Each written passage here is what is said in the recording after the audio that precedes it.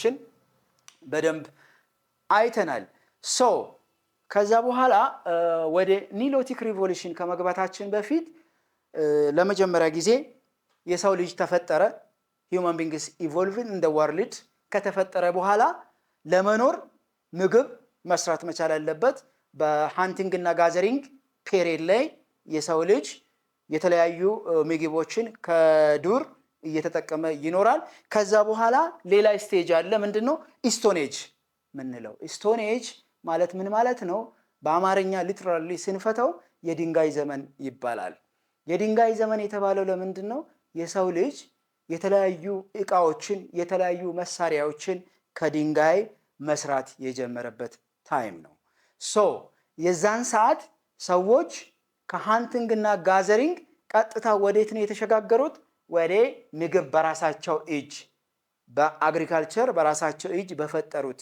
ማቴሪያል መስራት የጀመሩበት ጊዜ ነው ማለት ነው ስለዚህ ሌላ የመጨረሻ የስቶን ኤጅ በሶስት ክፍሎች ይካፈላል አንደኛ ፓሊዮቲክ ስቶን ኤጅ እንላለን ሁለተኛ ሜሶሊቲክ ስቶን ኤጅ እንላለን ሶስተኛ ኒሎቲክ ስቶን ኤጅ ወይም ኒሎቲክ ሪቮሉሽን ይባላል ፓሊዮቲክ ስቶን ኤጅ ላይ መጀመሪያ እንደነገርኳችሁ የሰው ልጅ ሃንቲንግ እና ጋዘሪንግን የሚያደርግበት ጊዜ ነው በሜሶሊቲክ ስቶን ኤጅ ላይ ደግሞ የሰው ልጅ ከሃንቲንግ እና ከጋዘሪንግ የተሸጋገረበት ጊዜ ነው ሲምፕሊ ምንም አይነት ክስተቶች አልተፈጠረም ሜሶሊቲክ ስቴጅ ላይ ከሃንቲንግ እና ከጋዘሪንግ ቀጥታ ወደ ፉድ ፕሮዲዩሰርነት የተሸጋገረበት ታይም ነው ማለት ነው ሶ ኒሎቲክ ሪቮሉሽን ማለት ምን ማለት ነው the other name of this nilotic revolution is agricultural revolution በመባል ይታወቃል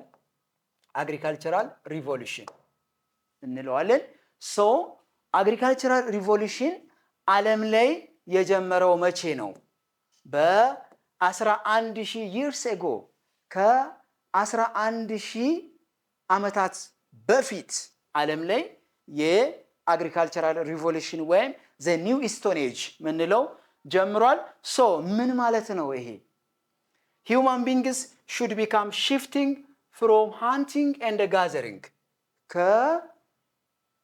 ከዱር አራዊቶችን አድኖ ከሚበላበት ከዱር ፍራፍሬዎችን ለቅሞ ከሚበላበት በራሱ ጊዜ ፉድ ፕሮዲዩስ አድርጎና አኒማሎችን ዶማስቲኬትድ ማድረግ የጀመረበት ታይም ነው ማለት ነው so it is simply what we call the transformational period of nilotic age it is agricultural period ይባላል so ይሄን ብቻም ሳይሆን የሰው ልጅ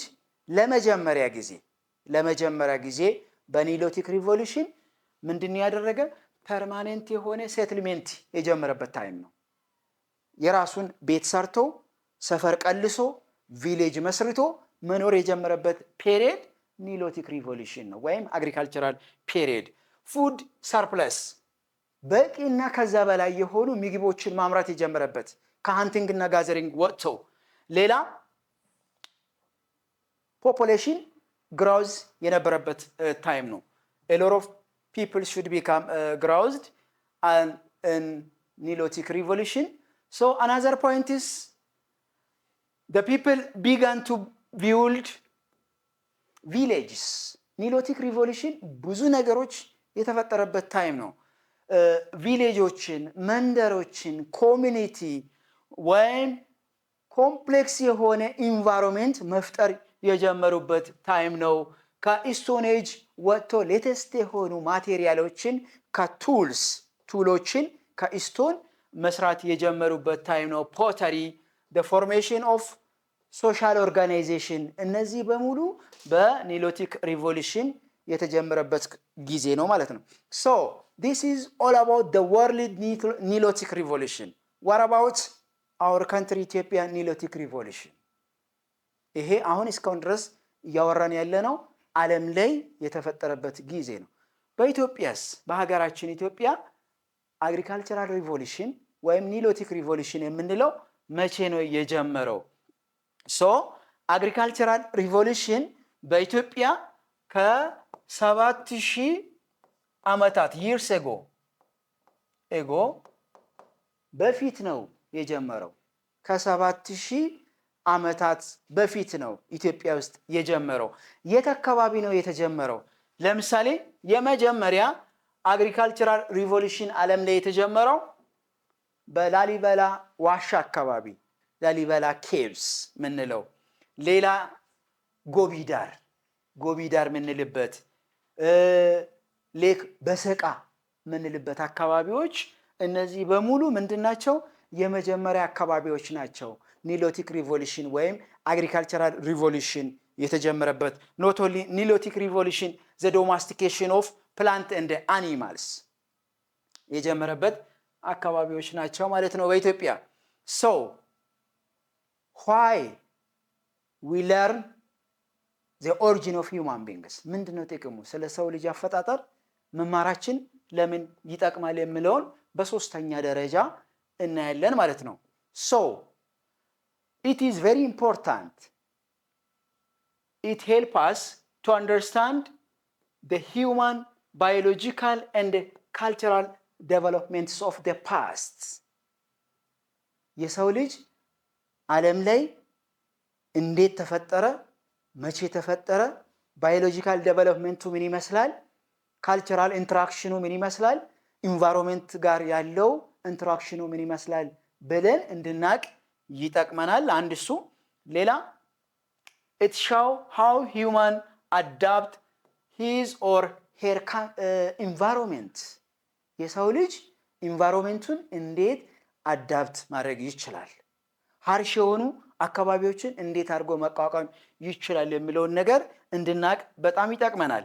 so to demonstrate that Africa, especially Ethiopia, is the cardinal of humankind. ምን ማለት ነው? ኢትዮጵያ is the origin of human beings. ኢትዮጵያ is the home of human beings. የሰው ልጅ መገኛ ተብላ ኢትዮጵያን ብቻም ሳትሆን ሆርን ኦፍ አፍሪካ ስፔሻሊ ኢስት አፍሪካ እነዚህ አካባቢዎች በሙሉ የሰው ልጅ የተፈጠረበት አካባቢዎች ናቸው ተብሎ ይታሰባል። ሶ ሌላ የሚጠቅመን it encourage and appreciate for the human progress and the unity of human ancestor እነዚህ ነገሮችን እንድናቅ በጣም ይጠቅመናል። ሶ በዛሬ ቪዲዮ ያየነው አንደኛ the origin of human beings ስለ ሰው ልጅ አፈጣጠር አይተናል። እሱም ብቻ አይደለም እንዴት ምድር ላይ ኢቮልቭ ያደርጋል የሚለውን ነገር አይተናል። ሁለት ተቃራኒ የሆኑ ፖይንት ኦፍ ቪዎችን አይተናል። የመጀመሪያ ክሬሽኒስት ቪው፣ ሁለተኛ ሳይንቲፊክ ቪው ወይም ኢቮሉሽኒስት ቪው የሚለውን ነገር አይተናል። በሶስተኛ ደረጃ ስቶን ኤጅ በሶስት እንደሚካፈል ስፔሻሊ ፓሊዮቲክ፣ ሜሶሎቲክ እና ኒሎቲክ ሪቮሉሽን በመባል ይታወቃል። ስለዚህ ስለ ኒሎቲክ ሪቮሉሽን ኢንዲቴል አይተናል። ዓለም ላይ አግሪካልቸራል ሪቮሉሽን መቼ ነው የጀመረው? አዝዌል ኢትዮጵያ ላይ ደግሞ መቼ ነው የጀመረው? የት አካባቢ ነው የተጀመረው?